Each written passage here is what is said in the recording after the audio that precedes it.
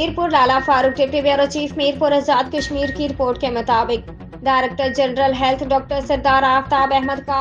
Divisional headquarter teaching अस्पताल मीरपुर का तफसीली विजिट, डॉक्टर्स और दीगर स्टाफ की कारकर्दगी पर इत्मीनान का इजहार। तफसीलात के मुताबिक director general health doctor Sardar Aftab Ahmad ने डिविजनल हेडक्वार्टर टीचिंग अस्पताल मीरपुर का तफसीली विजिट किया। डायरेक्टर जनरल हेल्थ ने अस्पताल के मुख्तलिफ डिपार्टमेंट का तफसीली विजिट किया, डॉक्टर्स और दीगर मुलाजमीन की हाजिरी चेक की, तसल्ली बख्श हाजिरी होने पर इत्मीनान का इजहार किया।